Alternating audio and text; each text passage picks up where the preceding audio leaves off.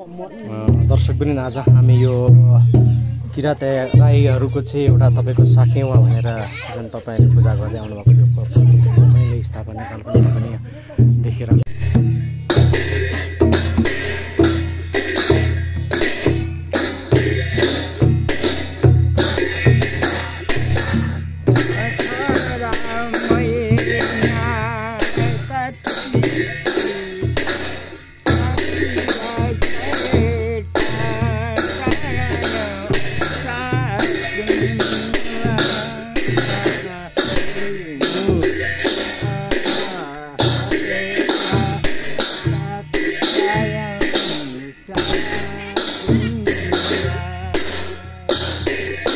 दर्शकबिन आज हामीसँग हुनुहुन्छ एकजना यहाँकै दिग्गज व्यक्ति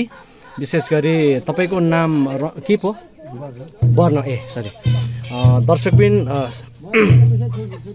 आज हामीसँग एकजना व्यक्ति यस्तो दिग्गज व्यक्ति यहाँ बुद्धिजीवी र अग्रज व्यक्ति पनि हुनुहुन्छ उहाँ हुनुहुन्छ हाम्रो वर्ण बहादुर राई विशेष गरी यो गाउँकै यो ठाउँकै सबैभन्दा एकदमै पाको व्यक्ति पनि हुनुहुन्छ उहाँले आज यो हाम्रो साकेवा विशेष गरी किराँत राईहरूको साकेवा मूल थानमा चाहिँ उहाँले एउटा आज तरबार चढाउनु भएको छ जुन तरबारको भिडियो पनि तपाईँले देखिराख्नु भएको छ विशेष गरी बाजे तपाईँलाई बाजे भनेर नै म सम्बोधन गर्छु है बाजे तपाईँले यो तरबार विशेष गरी आज साकेवा मन्दिरमा तपाईँले चढाउनु भयो नि विशेष गरी तपाईँ के आधारले चढाउनु भयो के देख्नु भएको थियो र आज एउटा तपाईँलाई महँगो तरबार चढाउनु भयो यो स्पष्ट पारिदिनुहोस् त पहिलो कुरा तपाईँको नाम भनिदिनुहोस् मलाई यहाँ हजुर एउटा यही मन्दिरभित्रमा बसेको हुनाले त्यो मन्दिरभित्र के तपाईँले सपनामा भेट्नु भएको थियो कि सपनामा भेटेको कुरा सपनामा के कस्तो खालको देख्नु भएको थियो तपाईँले फुलबारी थियो अरे फुलबारीको हजुर छेउछेउमा बसेको थियो हजुर हजुर हजुर हजुर हजुर हजुर फुलबारी देख्नुभयो तपाईँ जस्तै स्थापना कालदेखि नै तपाईँ यहाँ हुनुहुन्छ है जुन साकेमा हुनुहुन्छ होइन तपाईँ अहिले साकेमा थेक्लुमको चाहिँ तपाईँ सल्लाहकार हुनुहुन्छ सल्लाहकार पनि हुनुहुन्छ तपाईँ सल्लाहकार पनि हुनुहुन्छ आज तपाईँ यो ठाउँमा बसेर धरान विशेष गरी साबिक विष्णुपादुका धरान बिचमा तपाईँ हुनुहुन्छ है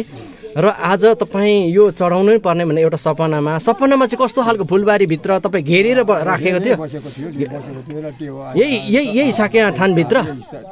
अन्त्य भएको कारणले तपाईँले चाहिँ आज चढाउनु तपाईँलाई यो धर्म एउटा धार्मिक कुरामा तपाईँलाई विश्वास लाग्छ कुरामा अब विश्वास लाग्छ लाग्दैन अब के भन्छ अब बुढा भयो अब जस मान्दै आएको परपूर्व कालदेखि मान्दै आएको कुराले तपाईँलाई मान्यता दिँदै आउनु भएको छ मैले दिँदै आएको त अनि अब खोइ अब के भन्नु त बोल्नु पनि भन्नु पनि आउँदैन सबैभन्दा यो ठाउँको चाहिँ तपाईँ दिग्गज व्यक्ति र पाको व्यक्ति हुनुहुन्छ होइन धेरै उमेर पुगेको व्यक्ति पनि हुनुहुन्छ तपाईँ कति सालमा जन्मिनु भयो र तपाईँको आज यो 1979 सालमा चाहिँ तपाईँको चाहिँ स्थापना भएको यो साकेवा थेक्लुम होइन तर आज अहिले 2081 सालसम्म आइपुग्दाखेरि कयौँ प्रार भए अब तपाईँको 100 वर्ष पुग्नु तपाईँ लगभग 18 वर्ष मात्रै बाँकी छ 100 वर्ष पुग्नु 18 वर्ष मात्रै बाँकी छ पहिलेको साकेवा र अहिलेको साकेवामा के भिन्नता पाउनुभयो तपाईँले भिन्नता केही पाउनुभयो खोइ भिन्नता त केही पाउनुलाई खोइ केही पनि थाहा छैन त्यो भिन्नता पाउनु त अब भनौँ पहिले आएको मान्दै आएको र अहिले मानिराखेकोमा के भिन्नता पाउनुभयो त अहिले यहाँको युवाहरू अग्रसर भएर लागि परेका छन् कि बा खोइ त्यो त अब के थाहा पाउनु त मलाई याद छैन है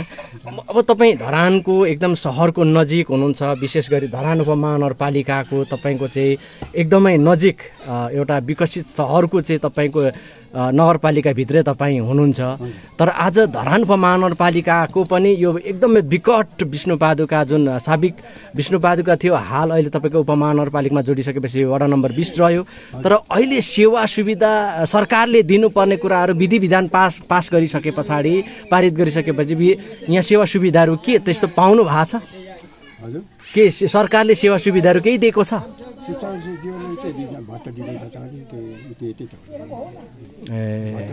भत्ता दिँदैछ भत्ता भन्नु खोजेको तपाईँले व्यक्तिगत भत्ता आफ्नो ठाउँमा छँदैछ कि तर यो साकेवालाई हेर्नु पनि सरकारदेखि केही दानहरू आएको छ सरकारले केही कुरा छुटाएको छ त्यो थाहा छैन के थाहा पाउनु त त्यो त सरकारबाट अब अनुदान सोहे भने के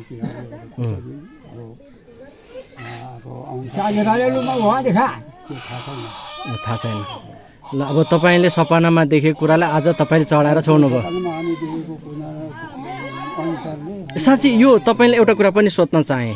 जुन तपाईँको 4 दिन बारन्त बारिन्छ, तपाईँको चाहिँ बुधबार, बिहिबार, शुक्रबार, शनिबारसम्म बारिन्छ नि, यो बारन्त बार्नुको खास कारण चाहिँ के हो? यहाँ खेत खनजोत पनि गर्नु हुँदैन भन्ने खालको कुराहरू चाहिँ परपूर्वकालदेखि चल्दै आएको छ। खनजोत अब हुँदैन, हामीले अब 4 दिन अब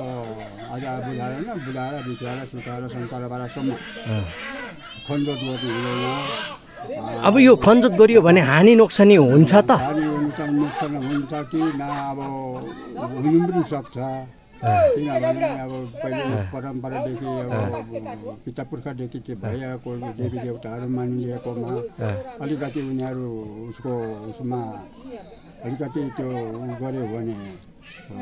हुनु पनि सक्छ जस्तो लाग्छ र हुनु पनि सक्छ जस्तो लाग्छ है। ल धन्यवाद समय दिनुभएकोमा है, तपाईँलाई धन्यवाद बाजे समयले। दर्शकवृन्द, यो चाहिँ तपाईँको 1979 सालमा चाहिँ फुलहाङकै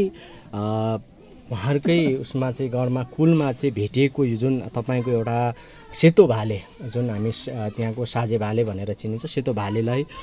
भेटेकोले चाहिँ अब तपाईँको एक आपसमा चाहिँ लापक पर्दाखेरि तपाईँको ढुङ्गामा परिणत भएर आज तपाईँलाई म यहाँ जुत्ता लगाइरहेको छु, म भित्र गइनँ, म तपाईँलाई देखाइरहेको छु। दर्शक पनि कोही मान्छेले यो धर्म, यो धार्मिक, यो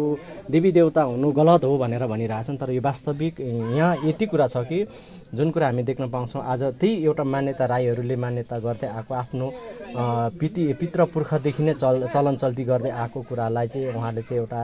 स्थापना गरेर लगिरहेको छ, स्थापित गरिरहेको हामी देख्न पाउँछौँ यहाँ। जस अहिलेसम्म तपाईँले हेर्नुभयो, यो म तरवाल देखाइरहेको छु, जुन अघि हामीले व्याख्या गरिरहेको छौँ। हाम्रो पुजारी मेरो आफ्नै बुवा हुनुहुन्छ, उहाँ पुजारी हुनुहुन्छ होइन, विशेष गरी हामी यहाँ देख्न पाउँछौँ है। धन्यवाद अहिलेसम्म हेरिदिनु भयो।